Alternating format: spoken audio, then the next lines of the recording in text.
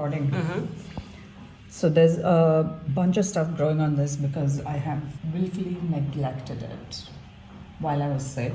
I think what's happened is that some of this brine has spilled over into this, and that is what has caused this environment. So I want to clean it out because I want to restart this and salvage it. So this is a continuous brew, not continuous, it's not a brew, but continuous jar crock of fermented veggies. I keep them neutral so that I can add these ferments to every meal. I don't flavor the brine with much. It's like I don't make it super spicy or add in Szechuan peppers or ginger, or I do add some garlic in because that's quite neutral, but I don't add like any of the Indian pickling spices. It's quite a neutral brine, but it's the same technology as pao chai or ham choy. Yeah, it's the same method as that. And so as usual, fermentation is about the technology, and you have room to play around with ingredients and flavors. Why is it pink? Because of the Himalayan pink salt. So I started off with, and I was talking to Kenji about this, but I still haven't figured it out, but this experiment has worked better than the previous time.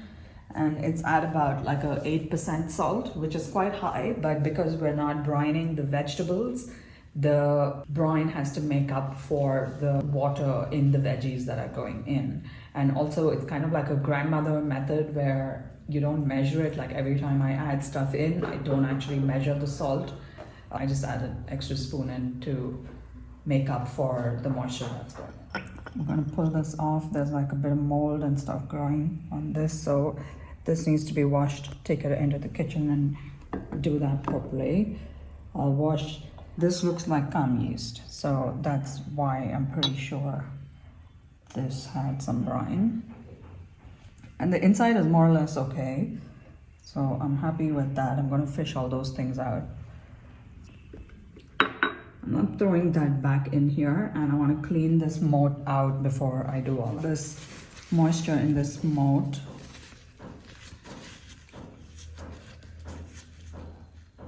Look at that manky stuff. Look at that, some dead fruit flies. This is nasty. Doesn't smell that bad. I was expecting it to be like dead rat. Dead rat? No. More like, I think my favorite phrase to use for it is it's like the ass of a mythical creature from hell.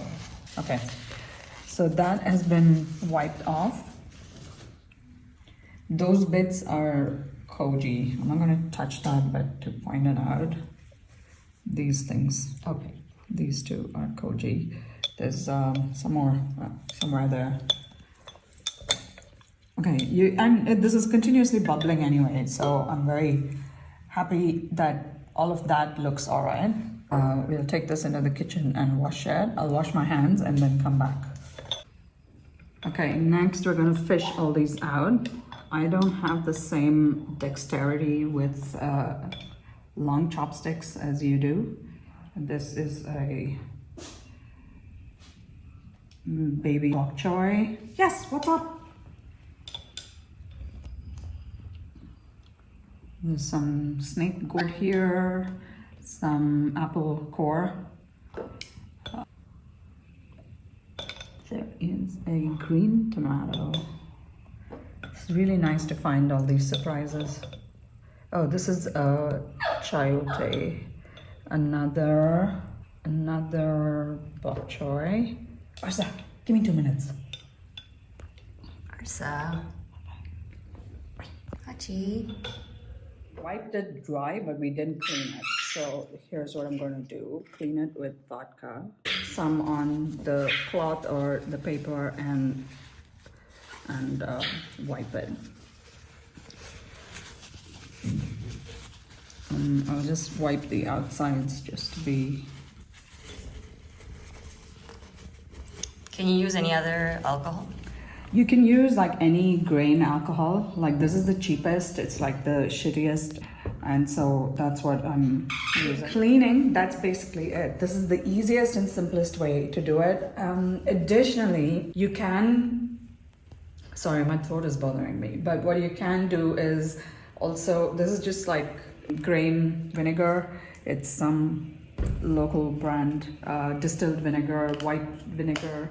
It's not the stuff to eat, but it does clean really, really well. So I'm just going to pop that in a little bit, and you can wipe that off as well.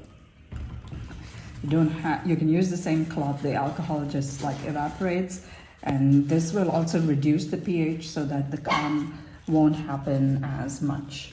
But we're not going to use any in the brine itself. It's not the fungus itself, but so there's a few different things. So the brine going into that, the first thing that does is calm yeast starts because it has exposure to oxygen.